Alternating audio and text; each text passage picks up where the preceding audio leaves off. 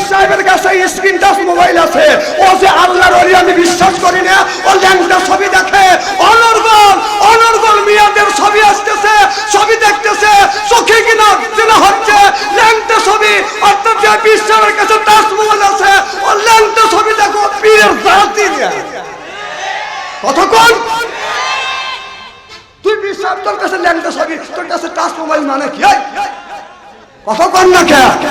আরে যে আপনাকে পার করবে যার ভরসা করতেছেন, ও ল্যাংটা ছবি দিয়ে দিনের মধ্যে 32 বার জিনা করতেছে। আমার ভাইয়েরা, আমার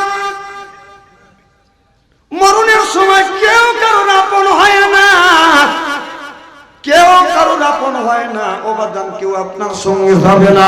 এই জন্য কুলুমিন তৈয়বাতুন মা হারাম, কুলুমিন তৈয়বাতুন না রাযাকনাকুম, আগে হালাল খাও, এরপরে আল্লাহর ইবাদত করে। এই জন্য ইবাদতটা আল্লাহর দরবারে কবুল হয়ে যাবে। আমি সত্য একটা আপনাদের বাস্তব দৃষ্টান্ত দিব। আপনার 20 বছর 25 বছর আগে এই দেশে বাদান ইরিদান বনে নাই, তিল বুনছে, পাক বুনছে, কাউন গুনি বাদান বুনছে, এরপরে আপনার আয়ের আপনার ওই যে আমল দান বলছে, খেতে বৃষ্টি হয় না। আপনার দাদা, আমার দাদা, আমার বাবা, আপনার বাবা, আমার চাচা, আপনার চাচা মাঠের মধ্যে যাইয়া নফল নামাজ পড়িয়া এই রকম করে আল্লাহর কাছে হাত তুলে মোনাজাত করছে, রে আল্লাহ, আল্লাহ এই জমিনে যদি বৃষ্টি না দাও, বৃষ্টি যদি না দেয় এই জমিনে ফসল হবে না, ফসল যদি না হয় আল্লাহ কি খাবো, কি খাইয়া তোমার ইবাদত করব। আপনারা বলুন, আগের জামানা বৃষ্টি নামছে কি না? কথা কল। এখন আগের জামানার মানুষ দোয়া করছে, বৃষ্টি আল্লাহর দরবার থেকে বর্ষিত হয়েছে। আর এখন গত বছর দেখছি বাংলাদেশের হাফেজ কারি মাওলানা পীর বুজুর্গ পীর সাহেব বুই সাহেব সব মিলিয়ে আল্লাহর কাছে দোয়া করছে, আল্লাহ বৃষ্টি নামাও। এর মানে হলো বাজান বৃষ্টি নামে নাই, দোয়া কবুল হয় নাই। আগেকার মানুষের দোয়া কবুল হয়েছে, এখনকার মানুষের দোয়া কবুল হয় নাই। বড় বড় পীর সাহেবের দোয়া কবুল হয় নাই। এর মানে হলো আপনার পীর সাহেবের মুরিদ খাইছে বাজান সুদ, খাইছে ঘুষ, ওই পীর সাহেব ওই ঘুষের টাকা সুদের টাকা ওই পীর সাহেবকে দিচ্ছে, ওই পীর সাহেব খাইছে, গরু খাইছে, বরকি খাইছে, সবকিছু খাইয়ে পেটটা বাদান আপনার গরুস্থান বানাইছে, গরু বরকি। অথবা এক একটা পীর শালার পেট কি? আল্লাহ রাসূল বলছে যে সুন্নাত তরিকায় খাবার খেলে, সুন্নাত দিন তরিকায় যদি খাবার খাওয়া যায় আপনার বুকের চাইতে পেট কোনোদিন বড় হতে পারে না। এক নাম্বার খাবার, একবার খাবার, একবার খালি, একবার পানি। বাংলাদেশের যত বড় পেটওয়ালা বুড়িওয়ালা লোক আছে আমার কাছে দেন, 3 মাসের মধ্যে ওই শালার যদি পেট না কমাইছি। কথা বল, শালারা খায়া খায়া পেটটা গরু বরকি গরুস্থান বানাইছে। ও তা কয় না বাবা, স্ত্রী করে ভালো দোকানে হয় সাদা তোর ওয়াজ করবো, এলাকা না ওয়াজ করলে অর্থনীতির কি হবি? খারাপ লাগতেছে নাকি? তবে হক কথা আমি বলবো, স্ত্রী করেই যাবো আজকে। আদি সাহেব রাগ করতেছে না? না, আদি সাহেব আমার পক্ষে আছে। না না, উচিত কথা তো বলবে না। যে পীর সাহেবের কাছে স্ক্রিন টাচ মোবাইল আছে, ও যে আল্লাহর ওলি আমি বিশ্বাস করি না। ও ল্যাংটা ছবি দেখে, অনর্গল মিয়াদের ছবি আসতেছে, ছবি দেখতেছে, চোখে কিনা যেন হচ্ছে ল্যাংটা ছবি। অর্থাৎ যে পীর সাহেবের কাছে টাচ মোবাইল আছে, ও ল্যাংটা ছবি দেখো পীরের জাতি নিয়ে কতক্ষণ। তুই পীর সাহেব তোর কাছে ল্যাংটা ছবি, তোর কাছে টাচ মোবাইল মানে কি? কতক্ষণ না কে? আরে যে আপনাকে পার করবে যার ভরসা করতেছেন, ও ল্যাংটা ছবি দিয়ে দিনের মধ্যে 32 বার জিনা করতেছে।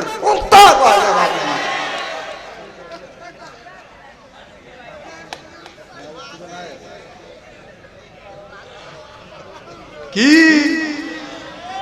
আচ্ছা টেলে ওয়াজ করো, আর টেলে সুখ নাই। এটা আপনার বলি আল্লাহর বাংলাদেশ, শহীদ জাতির বাংলাদেশ।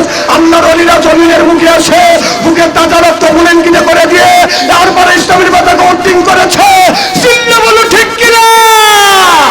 সেই দেশে আর ভণ্ডামি চলবে না। পীরগিরি করে খাও, পীরের আবাদগিরি করে খাও, মুরিদ করে খাও, কিন্তু ঠিক মতো মুরিদ করে খাও। তোরাতে টাচ মোবাইল কে? তার মানে হলো তুই ল্যাংটা ছবি দেখে বিশ্বাস যদি না হয় এখনই তো টানিয়ে নিয়ে যাবো তোর বোর কাছে, চল। অথবা সারা বাংলাদেশ করে আমার টাচ মোবাইল লাগে না, তোর টাচ মোবাইল লাগে মানে কি? তুই দেশের কি করিস? দেশে যে অন্যায় অত্যাচার হচ্ছে তার লাগে তো প্রতিবাদও একটাবার করিস।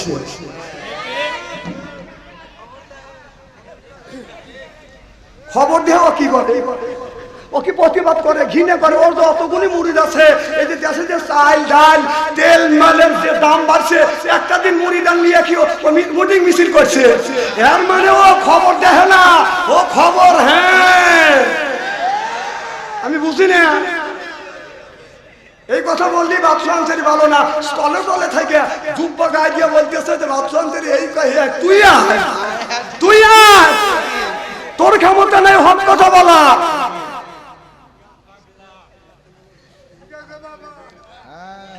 ঠিক আছে তো? নারায়ণ তাকবীর। আজ নামাজ নষ্ট করবার জন্য ষড়যন্ত্র হচ্ছে।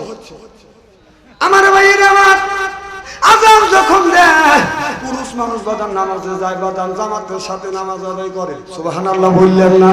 পাশ দিয়ে যদি বাদান পাশে থেকে কারো যদি মোবাইলে বাদান রিংটং বাজে ওঠে, ওই লোকটাকে মসজিদের মধ্যে খালি হাত দিয়ে মারে না, তোর রিংটং বাজলো কেন? কথা কল না খেয়ে, কারণ রিংটং বাজলে নামাজের ক্ষতি হওয়ার সম্ভাবনা আছে। তাহলে পুরুষের নামাজ নিরাপদ, বাড়ির মধ্যে মা বোনদের বাদান নামাজ কোনোদিন নিরাপদ হয় না। মা বোনেরা বাড়ির মধ্যে এরকম করে নামাজ পড়তেছে। এই আজ টাকা সিয়ারা কি একবারে খারাপ নাকি?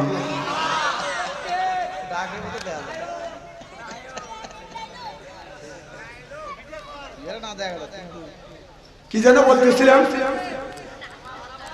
মা বোনদের নামাজ নষ্ট হচ্ছে, মা বোনের ঘরের মধ্যে নামাজ পড়তেছে, সূক্ষ্ম ষড়যন্ত্র দিয়ে বাদার নামাজটা নষ্ট করবার বাদাম চেষ্টা করতেছে।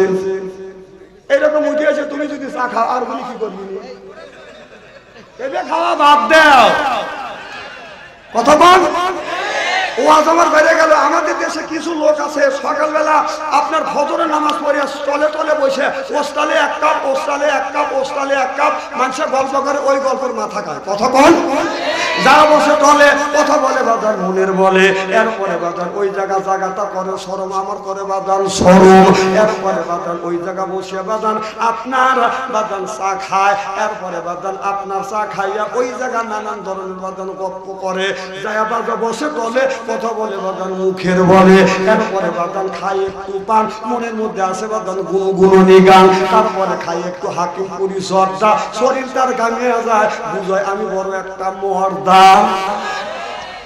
ওগুলো বাদ দাও, পরেরটা খাওয়া লাগবে কে?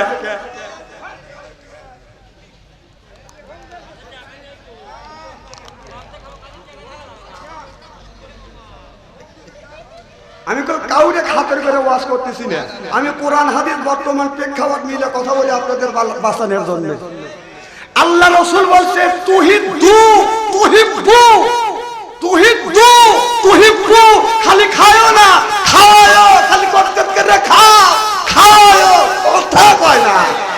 গ্রামের মধ্যে যদি প্রভাবশালী লোক হয়, যা কয় যে চাষে একটা চা কাকা দেয়, যদি হ্যাঁ করে গরিবের পাইপ বেচা টাকা, আর রিক্সা চলে না টাকা, বেনালার টাকা, টাকার সাথে আর পানতে কত করে খালি।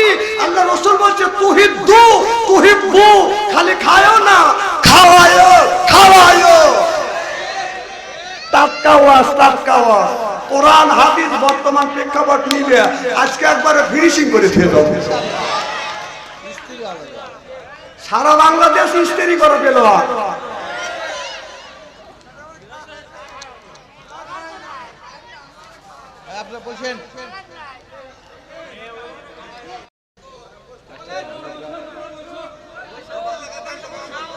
বসবে বসবে। নারায়ণ তাকবীর। আল কোরআনের আলো, নারায়ণ তাকবীর। আমার ভাইরা, আমার এদিক তাকা। তাহলে আকিমুস সালাহ, নামাজ কায়েম করো, ওয়াতু যাকাত আদায় করো, কুতিবা আলাইকুমুস সিয়াম, রমজান মাস আসলে রোজা রাখো। এই কথা কার? এই নামাজটা নষ্ট করবার জন্য বাদান ষড়যন্ত্র হচ্ছে। কিভাবে নামাজ নষ্ট করতেছে? পুরুষের নামাজটা বাদা নিরাপত্তা নিয়ে বাদা নামাজ পড়ে, মহিলাদের নামাজ বাদা নিরাপত্তা নাই। মা বোনেরা এই রকম করে বাদান নামাজ পড়তেছে আল্লাহু আকবার, এদিক তাকান, আল্লাহু আকবার বলে যখন উল্টো দিছে ইহদিনাস সিরাতাল মুস্তাকিম, ঘরের মধ্যে থেকে ছেলের মোবাইলের মধ্যে থেকে বেতার বড় টিভির মধ্যে থেকে গানের আওয়াজ বাজান বেশি আসছে, রূপে আমারা কুঞ্জলে, কান গেল তোর গানের তালে, নামাজ গেল তোর রসা তলে, আল্লাহর কোরআন কি যে বলে একবার তুলে নে না কোলে, সুবহানাল্লাহ বললেন না? তাহলে নামাজটা নষ্ট করবার জন্য সূক্ষ্মভাবে বাদান ষড়যন্ত্র হচ্ছে।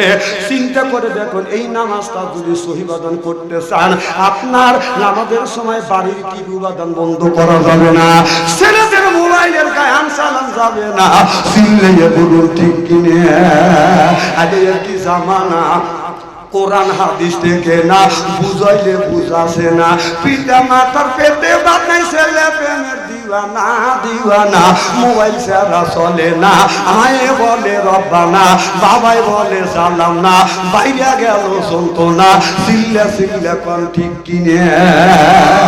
এক একটা ছেলে আর মেয়ে মোবাইলে প্রেম আর ভালোবাসা করতে করতে প্রেমের সেঞ্চুরি করছে। এদের সবচেয়ে পান্নাপুর ইসলামপুর গ্রামের মধ্যে যদি 50টা যুবক যুবতী থাকে, তাদের হাতে যদি স্ক্রিন টাচ মোবাইল থাকে, রাত 12টার পরে আপনি ফেসবুকের মধ্যে ঢোকে, মেসেঞ্জারের ভিতরে ঢুকে থাকে, যদি 50টা যুবক যুবতী থাকে, তার 45টা রাত 12টার পরে লাইনে আছে। ওরা কি করতেছে? তাহাজ্জুদ নামাজ পড়তেছে।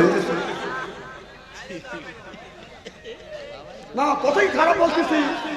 আল্লাহ বলছে কুআন কুসিকুম ওয়াহিদিকুম নারা, নিজে বাঁচো তোমার আহেল পরিবারকে বাঁচা, এ কথা কা?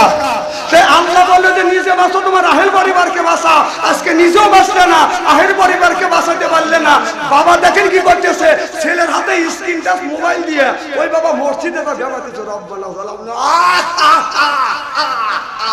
এবি বাবা, এবি বাবা, ছেলের হাতে দোজখের ঘরে দিয়া তুই বেড়াতেছিস, তোর নামাজ, তোর রোজা, তোর হজ, তোর যাকাত সব চলে গেছে, তোর ছেলের স্ক্রিন টাচ মোবাইলের মধ্যে কোরআন খুলে দেখ, কতক্ষণ এবি বাবা। দেবানের জায়গা নাই, নিজে বাঁচো, আহেল পরিবারকে বাঁচা, ছেলের হাতে দোজখের 10 টাকা বলছে বাচ্চা আনতে দিকে না, ফকিরে কোথায় যায় 20 টাকা?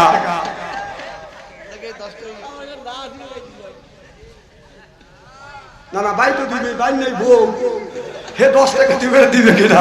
আজকে যদি ভাই বউ থাকতো, ভাবি থাকতো, তাহলে 10 টাকা দিত না, বললে তো বাচ্চা আনতে 10 টাকা দিবে, কত 100 টাকা দিয়েছো, কথা বল। খুব কি খারাপ লাগতেছে?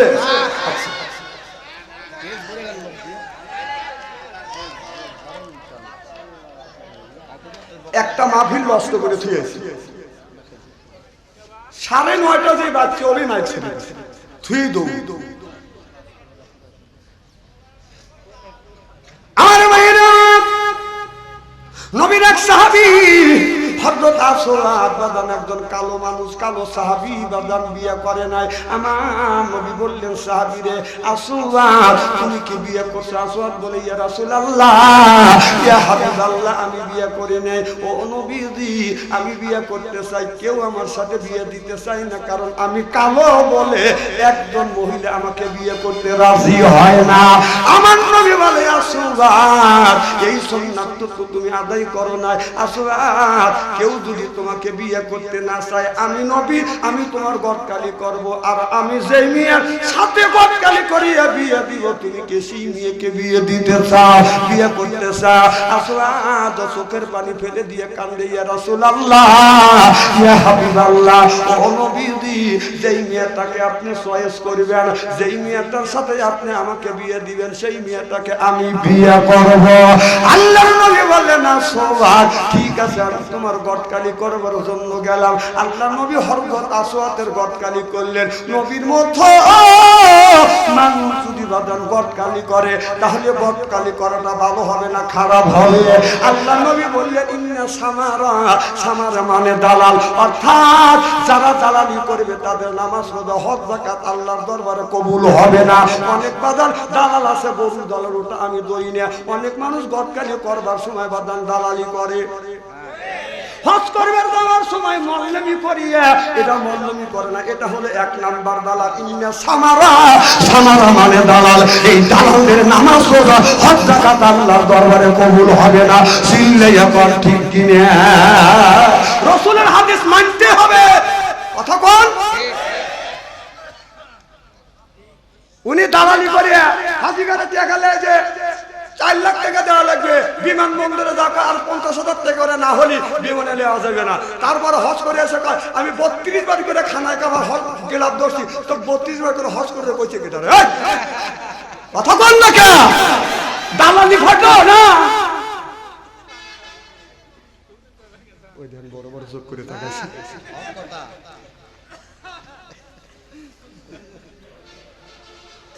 কোরআন হাদিসের বাইরে বাদশাহ আনসারী কথা বলে না, বর্তমান প্রেক্ষাপট মিলে বলে। এই জন্য সারা বাংলাদেশে আমার একটা বদলাম হয়ে গেছে। আমার দেখছি একটা ডিজিটাল হয়েছে, সিয়েরাও দেখছেন না? সিয়েরাও ডিজিটাল, দাড়িও ডিজিটাল, জায়গা জায়গায় আছে আর জায়গা জায়গায়।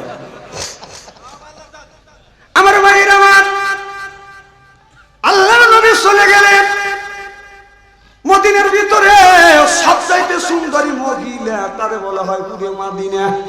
এবার হুরে মদিনার কাছে যা বললো, হুরে মদিনা আমি তোমার বিয়ার গটকালি করতে চাই, তুমি বিয়ে করতে কি রাজি আছো? হুরে মদিনা বলে ইয়া রাসূলুল্লাহ, ইয়া হাবিবাল্লাহ, আপনার মতো মানুষ যদি গটকালি করে, আপনি যার সাথে আমাকে বিয়ে দিবেন আমি তারে বিয়ে করব। আল্লাহ নবী এই কথা বলিয়া আপনার বিয়েটা ঠিক করে থুয়া বাদান চলে আসেন। আসওয়াতের কাছে এসে ডেকে বলে, আসওয়াত এমন একটা মেয়ের সাথে তোমার বিয়ে ঠিক করছি, এই মেয়েটা হলো বিশ্ব সুন্দরী, যাকে বলা হয় হুরে মদিনা। এই হুরে মদিনা তোমাকে বিয়ে করতে রাজি হয়েছে। আসওয়াত ডেকে বলে, ইয়া রাসূলুল্লাহ, ইয়া হাবিবাল্লাহ, আমি হুরে মদিনাও বুঝি না, আমি কালো মেয়েও বুঝি না, আমি ওই মেয়েটাকে বিয়ে করব যেই মেয়ের ভিতরে 4টে গুণ আছে। 4টে গুণে গুণান্বিত যেই মেয়েটা আছে, এই 4টে গুণ যেই মেয়ের মধ্যে পরিপূর্ণ আছে, ওই মেয়েটাকে বিয়ে করব। 4টে গুণের মধ্যে যদি 3টে গুণ আছে, একটা গুণ নাই, ওই মেয়েটাকে আমি বিয়ে করব না।